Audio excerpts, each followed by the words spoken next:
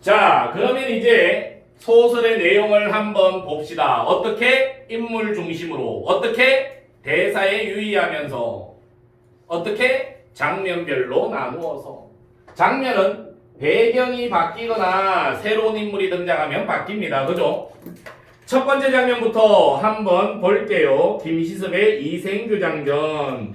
이 작품은 전기소설이다. 줄치고 314쪽입니다. 앞부분의 줄거리. 선주야. 네. 송도가 어디야? 개성? 뭔 인천 같은 소리 하고 있어. 개성이야, 개성. 인물 사건 배경, 시간적 배경, 공간적 배경. 공간적 배경. 우리나라야, 중국이야? 우리나라야. 이거 중요해요. 왜?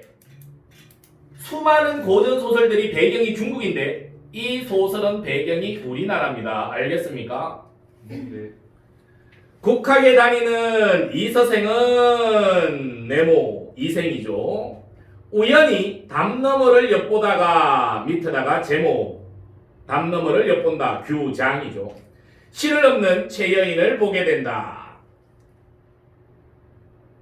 선주요. 최여인의 아름다움을 늙은 이 소생은 그녀에게 시를 그렇다면 여기에서 시는 하트 애정 표현의 매개체 사랑의 감정을 전달하는 매개체네요. 그죠? 네. 이후 최여인으로부터 만나고 싶다는 편지를 보낸다. 고래. 그리고 두 사람은 시를 주고받으며 깊은 사랑에 빠진다. 하지만 다들의 행동에 수상히 여긴 이서생의 아버지는 이서생을 지방으로 내려보내고 이게 이서생과 최여인의 첫 번째 시련입니다. 이해갑니까? 그래서 누가 들어눕는다 그랬어? 최여인이 들어누워버려요. 이를 알게 된 최여인의 부모는 이서생과 최여인을 혼인시키려 하지만 이서생의 아버지는 이서생의 학업과 문벌의 차이를 들어 거절한다. 고래. 그러나 최여인의 부모의 설득으로 이서생의 아버지는 생각을 바꾸고 이서생과 최여인은 혼인하여 행복한 시간을 보낸다. 그러나 행복한 시간을 보내고 있었으나 신축년에 hun감적인 난이 일어나 양가의 부모는 물론 최여인도 죽게 되고 간신히 이서생만 살아남게 된다. 됐습니까? 줄거리라서 많은 내용이 들어가 있네요. 그죠? 첫 번째 앞부분의 줄거리에 나와 있는 내용은요. 이 소설의 전반부인 부모 몰래 만남, 부모의 반대로 인한 이별, 그 다음에 재회해서 결혼, 그 다음에 홍건적의 난으로 인해서 이생 빼고 나머지 모든 가족들이 죽었다. 홍건적의 난으로 인한 이별. 여기까지 다 나와 있네요. 됐습니까? 그럼 이제 이별 다음은 뭐라고? 이제 만나는 거 나오겠네. 어디에서? 그 다음 장면에서요. 그 다음 장면을 봅시다. 상훈아. 한편 이 소생은 형편들에 숨어서 목숨을 보존하다가 도적의 무리 세모 홍건적을 이야기합니다. 도적의 무리가 떠났다는 소식을 듣고 누가 이생이 옛집을 찾아갔다. 그러나 집은 이미 병화에 타버리고 없었다. 다시 아내의 집에 가보니 행망치는 쓸쓸해. 쥐들만 우글우글 새들만 새들만 지적일 뿐. 서사묘사? 묘사. 외양묘사, 배경묘사, 심리묘사? 배경묘사. 문학작품에서 배경의 역할은 분위기 조성. 분위기 어때요? 쓸쓸하고 슬프고 참담하죠.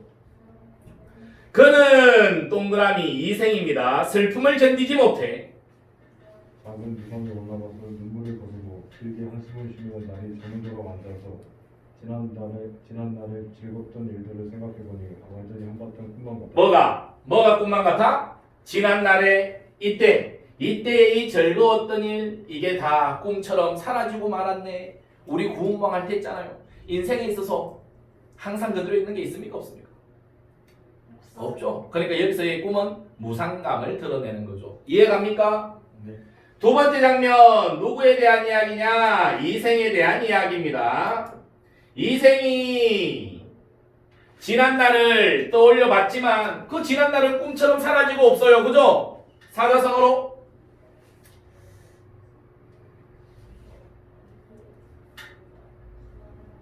니들 뭐 무건 수행하니? 구운몽의 주제잖아. 사자성어로. 문형무상은 이 새끼들처럼 지금 아무 생각이 없는 거고, 인생무상 수류운공 노생이 한단 지역에서 여홍의 베개를 베고 잠이 들어 꿈에 황제가 되었지. 그런 뭐의 꿈인데, 그러니까 우리의 인생이 하룻밤에 꿈과 같은 거다. 무상한 거다. 그러니까 즐거웠던 일도 하룻밤에 꿈만 같았답니다. 사자성어. 밤중이 거의 되자 희미한 달빛이 들보를 비추는데 나무에서 발자국. 발자국 소리? 이건 누구 발자국 소리일까? 살펴보니 사랑하는 아내가 거기 있었다. 아내는 죽었는데? 죽은 사람의 환신이 나타났습니다. 현실적이에요? 비현실적이에요? 비현실적. 이런 걸 뭐라고 한다 그랬어? 자연기. 그래, 잘하네. 이제 밑에 적혀 있으니까. 이 서생은 동그라미.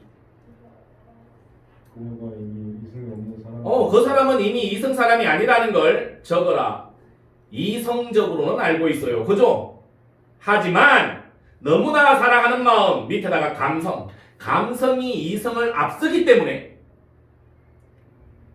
아무 의심도 하지 않고 이렇게 말합니다. 이생 역할은 건우, 큐. 부인은 어디로 피하나요?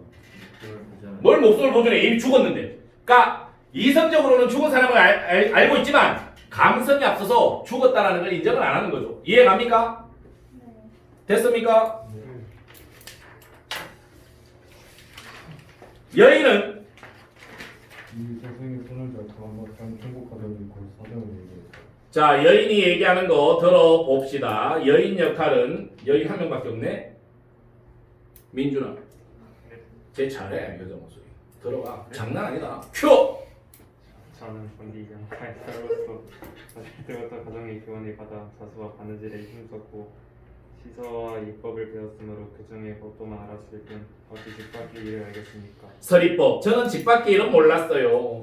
그러나 난군께서 다만을 엿보게 되자 우리 둘이 만나게 되었고 가약 아름다운 약속, 결혼 약속을 맺었고 정이 넘쳐났었죠. 사세가 이렇게 되자 여인아, 슬픔과 부끄러움을 참아 견딜 수 없었습니다. 장차 100년을 함께하려 했는데 결혼하면 원래 그렇게 하는 거잖아요. 100년을 함께한다. 사자성어로 100년해로. 100년해로 하려고 했는데 횡액을 만나서 그게 안 됐어. 중간에 내가 죽어버렸어. 이 횡액은 동그라미 세모? 뭘 의미하겠습니까? 홍건적의 침입을 의미하겠죠. 그죠? 횡액의 사전적 의미는요, 불행이라고 생각하시면 됩니다. 됐습니까? 네. 끝내 이리 같은 놈들의 이리 같은 놈들, 동그라미 세모? 최여인을 찢었던 나쁜 새끼들이죠. 진실로 천성, 하늘의 품성, 운명을 얘기합니다. 운명이 그렇게 만든 것입니다만 고전 소설에서 자주 볼 수 있는 옛날 사람들의 가치관입니다. 이런 걸 뭐라고 하죠? 운명론적 가치관이라고 하죠. 운명입니다만 인정으로는 차마 할 수 없는 일이었습니다. 저는 짝이른 새, 원관념은요? 자기 자신이죠. 최여인은 자기 자신을 짝이른 새에 빗대어 표현하고 있네요. 홍백도 의지할 곳 없음이 한스러웠습니다. 의리, 동그라미, 지조와 절개, 유교적 가치관이 드러나네요. 지조와 절개는 목숨보다도 더 중요하다고 얘기하는 거네요. 해서 지조와 절개는 지켰습니다만 누가 산산조각이 난 제 마음을 불쌍히 여겨주겠습니까? 다만 갈기갈기 찢어진 썩은 창자에만 맺혀 있습니다. 뭐가 맺혀 있어? 창자에. 원통함이. 사자성어로 각골 통한. 원통함과 한 통한을 각골 각 새긴다. 뼈에. 이해 갑니까? 그만큼 원통하다는 이야기죠. 해골은 들판에 던져졌고 몸뚱이는 땅에 버려지고 말았으니 생각하면 그 옛날의 즐거움은 오늘의 이 비운을 위해 마련된 것이 아니라 즐거움은 비운 슬픈 운명을 위해 마련된 것이다. 사자성어로 흥겨움이 진 다하면 비 슬픔이 레 온다. 흥진비레. 사자성어 묻는 문제 하나는 나오겠네요. 그러나 이제 봄바람이 깊은 골짜기에 불어와서 제 한신이 이승에 되돌아왔습니다. 남군과 저와는 3세의 깊은 인연이 3세의 깊은 인연. 유교 사상, 도교 사상. 3세. 전생, 현생, 후생.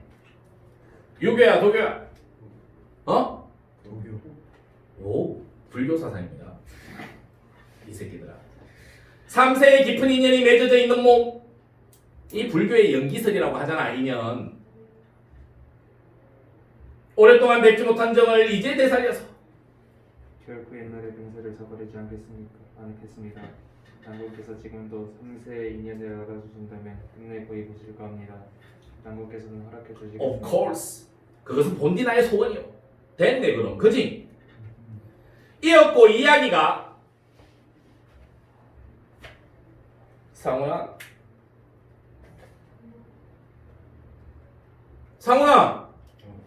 가산을 미치자. 가사는 집안의 재산. 요거 먹고 살려면 있어야 되잖아요. 요걸 여인에게 물어봤더니 여인은 큐. 조금들 꼼꼼하네. 가산 그대로 있대요. 그럼 우리 두 집 부모님 해골은 하는 수 없이 어떤 곳에 그냥 버려두었습니다. 서로 쌓였던 이야기가 끝나고 잠자리를 같이 하니 남자와 여자가 잠자리를 같이 한다. 사자성어로 운우지정이라고 합니다. 운우지정. 운우지정을 나누니 즐거움이야 뭐 말할 것도 없죠. 옛날 결혼해서 함께 살던 때의 즐거움과 같았다는 이야기입니다. 이해갑니까? 네. 됐습니까? 됐습니까? 됐어? 네. 여기까지 중심 내용은 이생과 최여인의 재회.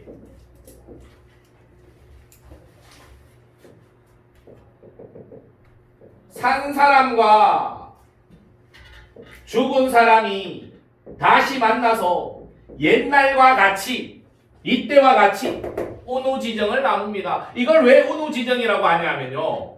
무산의 선녀가 남친 만날 때 구름이 되어서 가기도 하고 구름운 비가 되어서 가기도 하고 비우 그래서 운우지정이라고 합니다. 알겠습니까? 무산선녀와 무산선녀 남친 이름은 내가 모르겠어요. 무산선녀와 무산선녀 남친의 사람 그걸 운우지정이라고 해요. 무산선녀.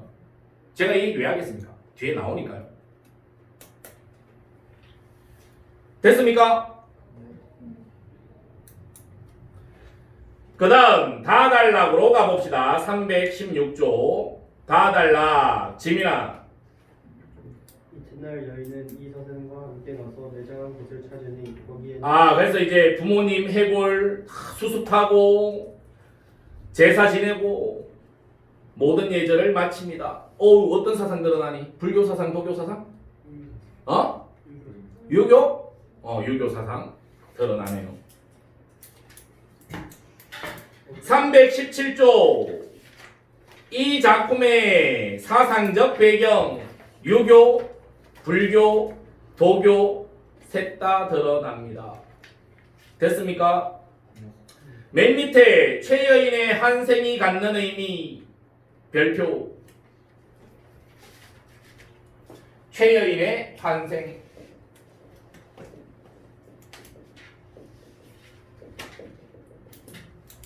아까 우리가 이 소설 보기 전에 김시섭에 대해서 얘기해 봤잖아요. 그죠? 그럼 최여인은 김시섭 쪽이야, 단종 쪽이야? 김시섭은 생육신 말도 안 되네. 산 사람, 단종은 강원도 영월로 요배 갔다가 사약 먹고 죽은 사람. 그럼 얘는 어느 쪽이야? 김시섭. 김시섭은 살아있는데 뭐 어떻게 환생을 하니? 이 잘생긴 새끼야. 단종에 대응될 거 아니에요. 죽은 단종이 다시 살아나기를 바란다는 건 현재 임금인 수양대군, 그러니까 세조가 마음에 든다는 얘기입니까? 마음에 안 든다는 얘기입니까? 당연히 좋아했겠니, 세조를. 최여인의 환생이 갖는 의미. 보영아, 첫 번째. 비극적인 현실을 극복하고 이서생과 최여인의 사랑을 다시 상치하기 위한 작가의 의도적 장치. 또 지금도 갈라놓을 수 없는 사랑을 통해 현실 세계에 대한 저항과 비판의식을 드러내. 그래, 이 최여인의 환생은요, 단종을 몰아냈던, 김시섭이 섬기던 임금인 단종을 내몰아쳤던, 몰아냈던 그 현실에 대한 비판의식, 저항정신을 드러내고 있는 겁니다. 이해갑니까? 이해갑니까? 근데 뭐 죽은 사람이 다시 살아나는 건 소설 속에서나 가능하지, 뭐 실제로도 가능하니? 실제로는 가능하지 않죠. 그 후 이서생은 동그라미 벼슬을 구하지 않고 아내와 함께 살게 되고요. 피랑 같던 노복들은 남자 종을 의미합니다. 종들도 찾아왔습니다. 이서생은 보영아, 이로부터 인간의 모든 일을 완전히 잊고서 친척과 손님의 기름사에도 문을 닫고 나가지 않았으며 문을 닫고 외출하지 않음. 사자성어로 두문 불출. 잘 알아두세요. 그러니까 사랑하는 최여인과 함께 지내기 위해서 두문 불출했답니다. 됐습니까? 여기까지가 이생이 죽은 최여인과 재회해서 함께 산 이야기예요. 그 다음 이야기는 뭐라고요? 마지막 이야기인 이별이죠.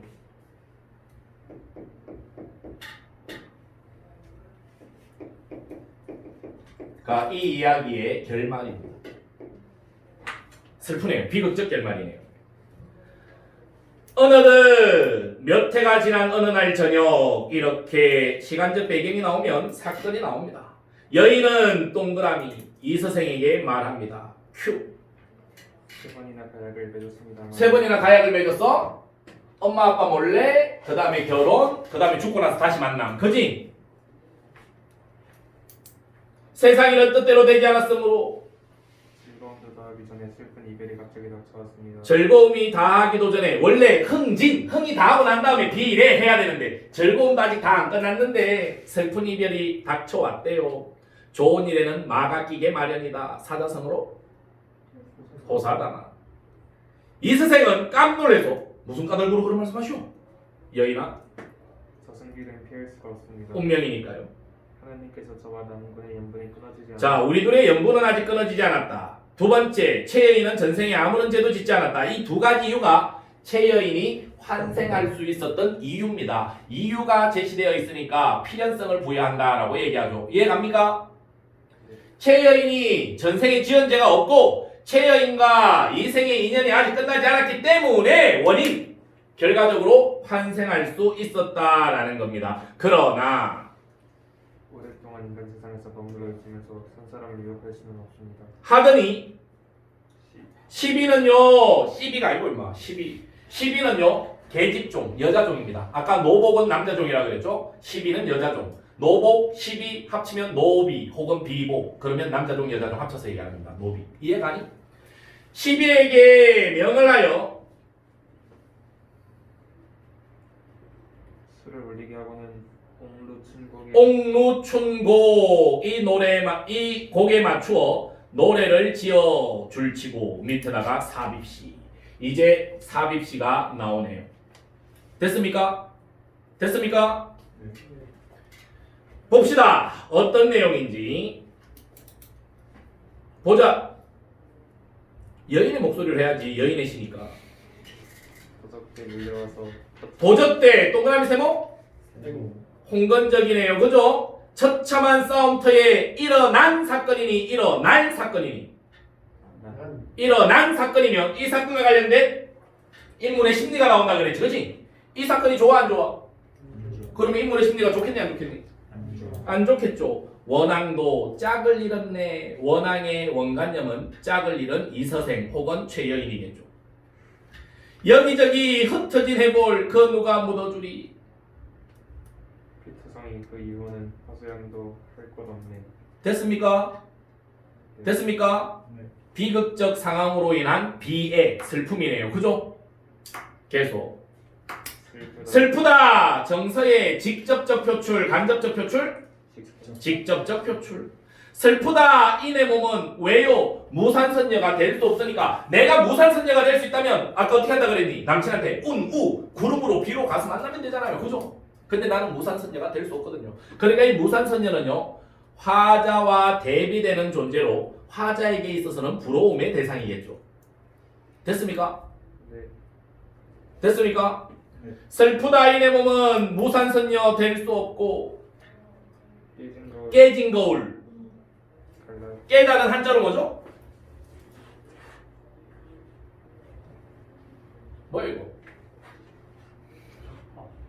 그러니까 깨다가 격이야 파야. 파. 거울은요? 거울? 경. 그럼 합치면요? 파경.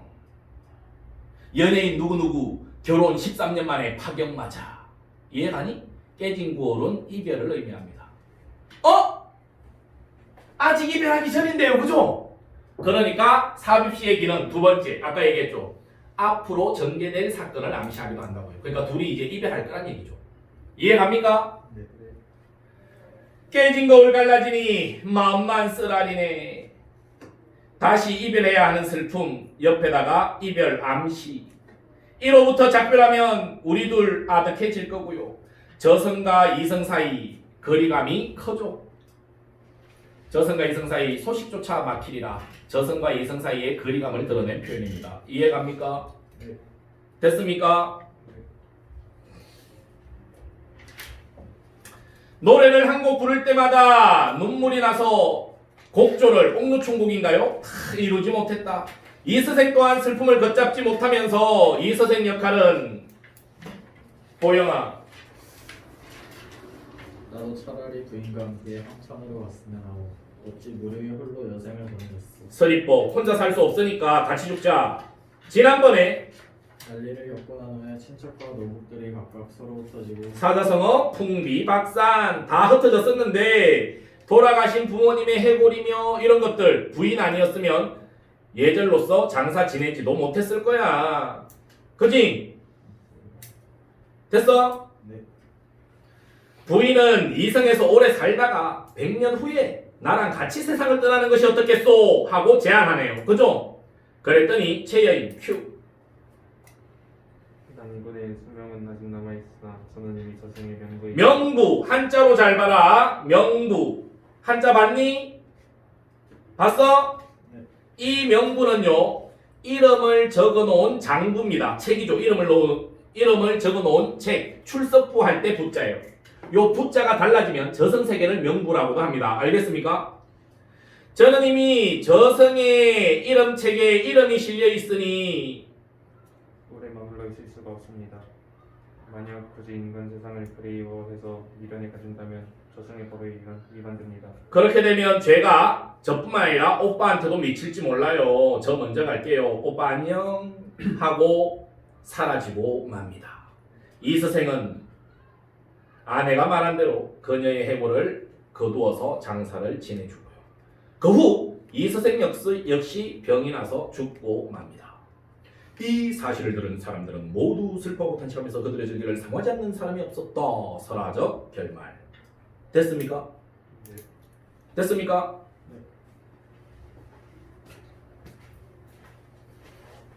중간에 안 끊어졌지?